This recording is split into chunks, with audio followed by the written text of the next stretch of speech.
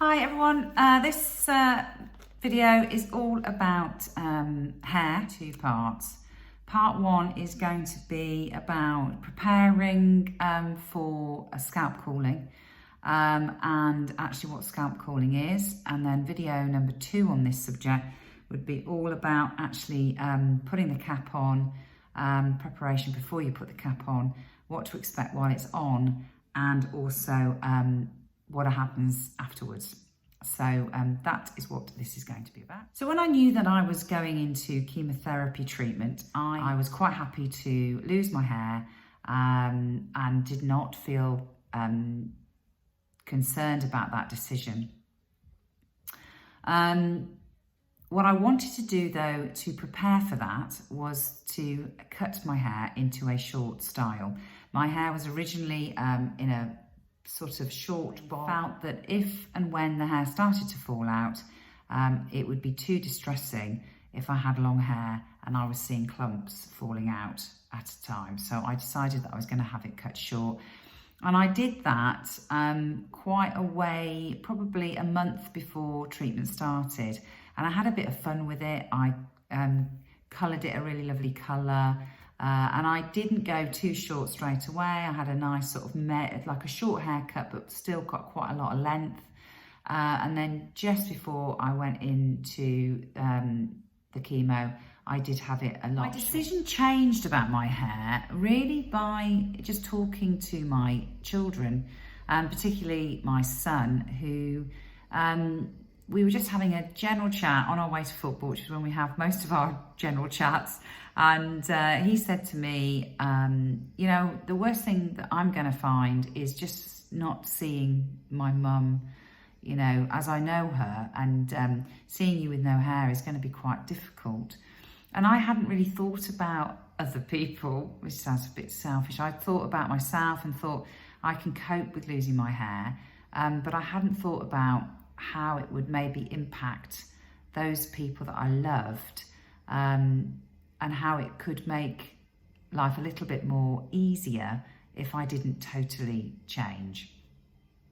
So I had that in my mind, and then I went in to have my sort of tour of the chemo ward, you know, a few weeks before I started. I had a really good chat with the chemotherapy nurse, and she just said a lot of women decided to use scalp cooling and keep their hair because it felt like they were keeping a certain amount of control, but it was also quite easier particularly for their children to cope with the treatment. And when she said that to me, I thought, you know, what's the worst thing that could happen if I have a go? You know, if I decide I don't like it, I've not lost anything. So it is worth me giving it a chance. And that's how I made my decision. So what is scalp cooling? Well, it is a treatment that can prevent hair loss caused by chemotherapy. And it is something that helps you hold on to a little bit of control over a period of time where you don't have much control of what's going on.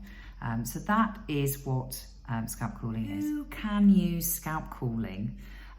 It is mainly for cancers that the chemotherapy drug is targeting rapidly dividing cells. And I think that that works very well for sort of Taxol or taxanes, I think they're called, drugs. So the one that I'm on is Taxol, which I'm going to talk about in another video. I was also on, so I'm on two regimes, FEC and Paxman. There is a website for the company that provide scalp cooling called Paxman, and that is the company that provides my cold cap. And they've got a really great tool on their website which helps you make the decision whether to go ahead or not. And if you press under it is who is scalp cooling for, there is a little link saying decision making tool. If you click that, you can put in your regime that you are being prescribed, For me, it's called FEC-T. So FEC is the first regime, T is the second regime, and it will give you a percentage chance of keeping your hair. So if I didn't have scalp cooling, I would lose all my hair, guaranteed. If I use scalp cooling under this regime, I have got a 33% chance of keeping my hair. And I'm going to talk about what I have got left a bit later on. So it also goes into a lot of questions about whether your hair is important to you, whether you want to be bold or not, and it helps you decide whether to go for it or not. So so I would urge you, if you're really sitting there thinking, I don't know whether this is for me or not, go on to paxmanscalpcooling.com and find the decision tool, and it will help you make that decision. So how does it work?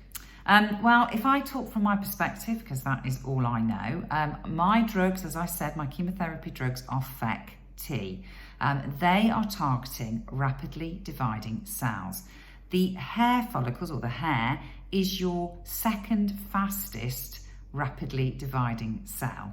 And so when you go into chemotherapy treatment for breast cancer, you are going to lose all your hair. So the damage that chemotherapy can do to your hair follicles can be alleviated by scalp cooling. And that the way that works is that the scalp cooling process will cool down your head half an hour before treatment, during the whole of treatment, and then for the same amount of time that the treatment was post-treatment.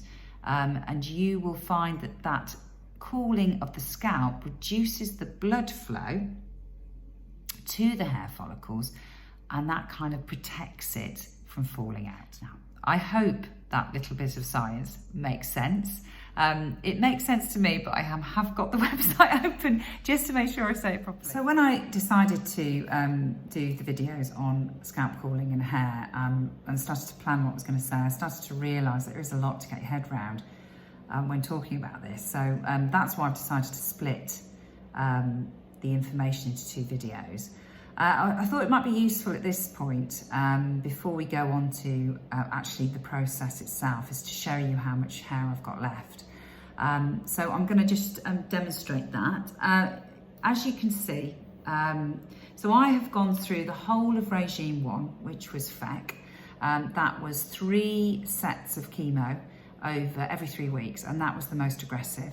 And then I went through, or I am in the middle of now, 12 weeks of weekly paclitaxel.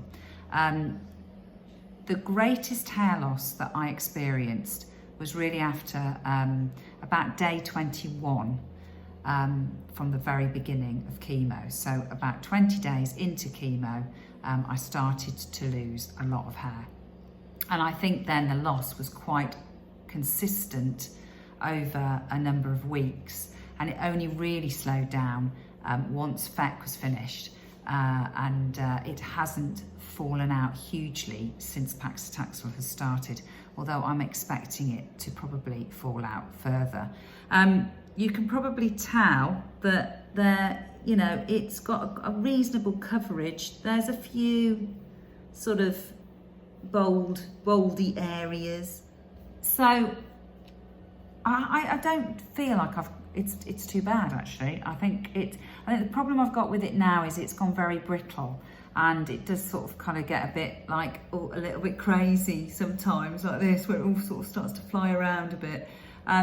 But you know, I can sit in the evenings without a hat on, and it doesn't bother me so much. And I could probably, with a bit of, you know, after it's washed, it's actually not too bad to go out with. But it is quite cold at the moment, so I do tend to wear a hat. Paxman company have a closed Facebook page, and I have seen some fantastic results on there as well of people that have not lost much at all. So it is worth a try. And again, as I say in the next video, I'll talk to you about how it feels and what happens, but it is definitely worth a go. So I will see you on our next video when we talk about the process.